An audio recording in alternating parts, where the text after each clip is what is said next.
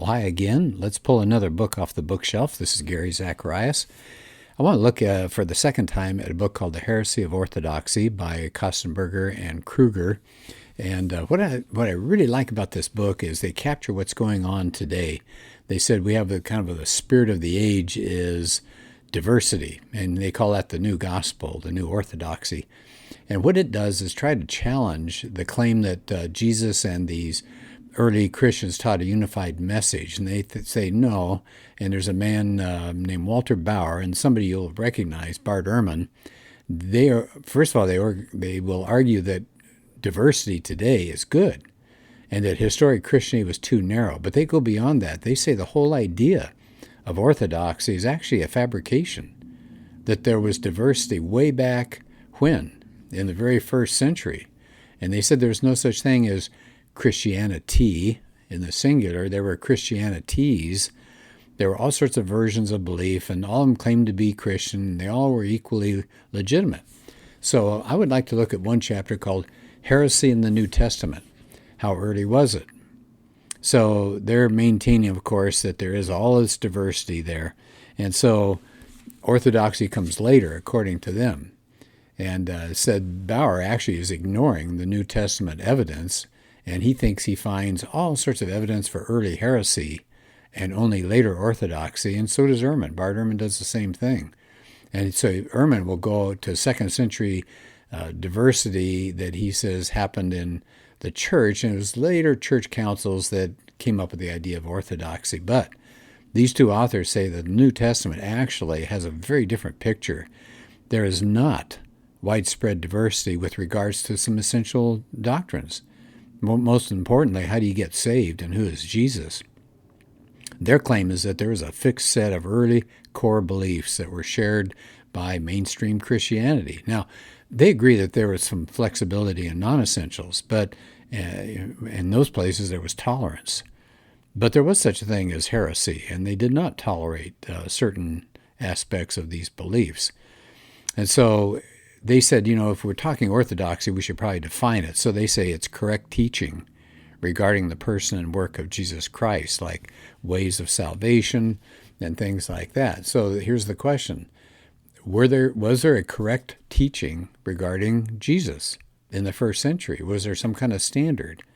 So what they do is they go through here and they start off by, and this is, let me get the chapter number in case you have your book. This is chapter 3 of their book. So they start off with the reliability of the gospel witness. And they go to a book that I have read before, and it's really powerful. They go to Richard Bauckham's book. He wrote something called Jesus and the Eyewitnesses. And he's made a great case that the New Testament Gospels were eyewitness testimony, definitely eyewitness testimony. And that the apostles were not just authors and the sources of information, but they provided, I guess, what you'd call quality control when the transmission of the gospel tradition went on. And that's the period during which the New Testament writings were produced. So they not only wrote, but they made sure that their message was shepherded along and became what the church bought into then. So there's not a span of all these decades between Jesus' days and the times when the Gospels got written and no control mechanism. That's not true. It says rather the apostles played an active role during the entire process. And says it finally culminated in the composition of the canonical Gospels. So he said if you take a look, for example, like Mark, he was the interpreter of Peter. Luke, he acknowledged he was not himself an eyewitness, but he wrote his account on the basis of people who were eyewitnesses of Jesus' life and ministry. And the two authors say the early church distinguished quite clearly between documents produced during the apostolic period and the writings later.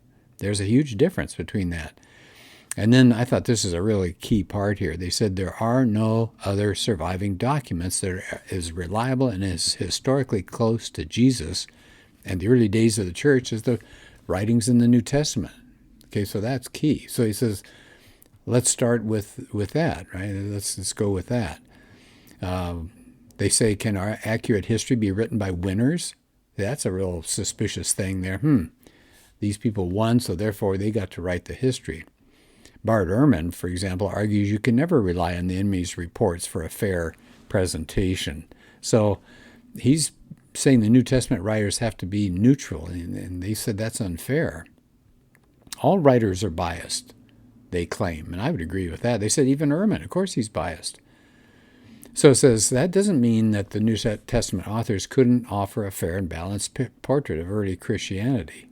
I remember J. Warner Wallace coming up with an illustration. He said if a man comes into a bank to rob it, and one of the tellers recognizes him from high school days, and then later is brought in by the police to describe what went on, they're not going to say, well, we can't trust her testimony or his testimony because this person knew the perpetrator. So I think it makes sense here. The New Testament authors definitely could offer a fair and balanced portrait of early Christianity. So the rest of this chapter deals with New Testament data with regards to this idea of orthodoxy and heresy. So he said there was clearly a diversity of opinion regarding Jesus' identity at the beginning when Jesus starts ministering. Peter confesses Jesus as the Christ, and Jesus commends him as, you caught on to something there, divine revelation. So that indicated Jesus accepted only one idea of who he was, that he was the fulfillment of Old Testament messianic predictions. And he said his whole church would be built on this confession of who he was. Pretty crucial. Widespread Christian conviction had to be that Jesus was the Messiah and he was God. And the other apostles, in turn, were instructed and they were trained and they were commissioned to pass on this message of Jesus to succeeding generations. So you look at Matthew 28 or Luke 24 and John 20 and Acts 1. And so this witness was consistent with Old Testament prophecies.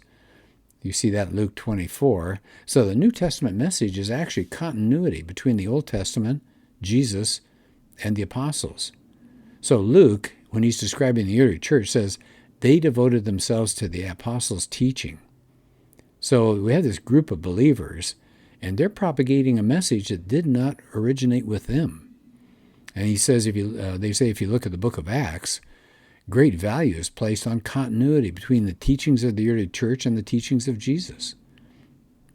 So in Acts 1, for example, it says Judas's replacement had to be an eyewitness of the events that happened in the life of Jesus.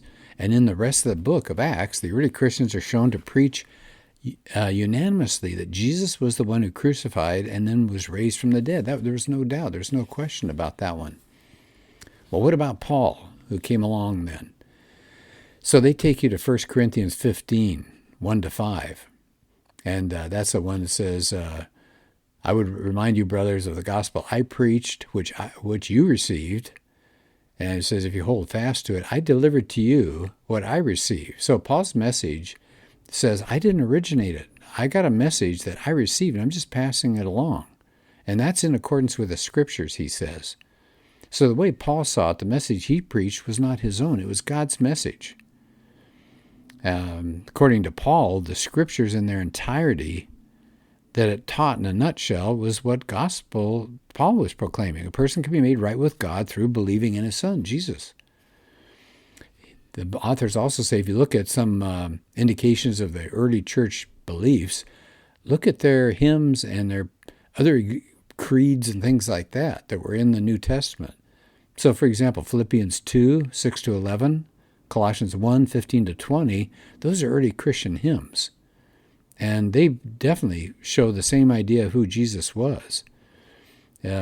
Paul's highlighting the supremacy of Jesus in there when he pulls out those creeds and puts them in there. Now, he didn't originate these. These go back really, really close to the time of Jesus. They have a high Christology, and to be that early. So things didn't change. There was one view of Jesus back then and who he was. They said another place that you can look at early orthodoxy in the New Testament is confessional formulas. For example, Jesus is Messiah. Where do we see that? Mark 8, John 11, Matthew 16, Acts 2, Ephesians 1. Here's another confessional formula. Jesus is Lord. We get that in Romans 10, verse 9. That's one I like. Philippians 2:11, Colossians 2:6, John 20:28, and on and on. And then you get Jesus is the Son of God. That's Matthew 14, Mark 1, Mark 15, Luke 1, John 20, Acts 9, 2 Corinthians 1, Hebrews 10, 1 John 3. Wow. So there are some core beliefs that center on who Jesus is. There's no doubt about that. There's orthodoxy and there's unity. So I said the New Testament writers always testify to the belief that Jesus was the Messiah and the Son of God. There wasn't any doubt about that. Paul uses the term Christ all through his writings. And so we see again, it's hammering on orthodoxy. This is the one true belief. So there's another feature that suggests a standard of orthodoxy is their theological standards. So, for example, Jude says the faith that was once for all delivered to the saints, verse 3, that's predicated upon a fixed set of core Christian beliefs, because once for all implies it's over, it's done, right? One time, here it is. So, summary. Here's toward the end of the chapter. What do they have to say here? The New Testament has credible and early witness to a unified doctrinal core. Unified, that's the key word. Remember, the critics today are wanting diversity, but they're saying not true. And that was grounded in Old Testament messianic prophecy. Now we see it in the Gospels, we see it in what Paul said, we see it in what the early Christians preached. It was a gospel that centered on Jesus. It was on Jesus, crucified, buried, and risen according to the Scriptures. We get hymns, we get confessional formulas, we get theological standards. All of these combine to show very early New Testament Christianity was doctrinally united, it was unified, and it was in continuity with the Old Testament Scriptures. Now, is there some diversity? They said yes. There's a certain degree of legitimate or acceptable diversity. It says it didn't I should say it this way, it doesn't compromise doctrinal unity. It just reflects different mutually reconcilable perspectives. So what are they talking about there? Well, somebody says, well, take a look at the teachings of Jesus and theology of Paul. Aren't they different? And some see a difference between John and the other Gospels that are called the synoptics. A third difference, some people say, well, Paul of Acts is different from the Paul of the epistles. Then there's the fourth way that they say there are huge differences. The critics will say irreconcilable differences. It's Paul's theology changed over time.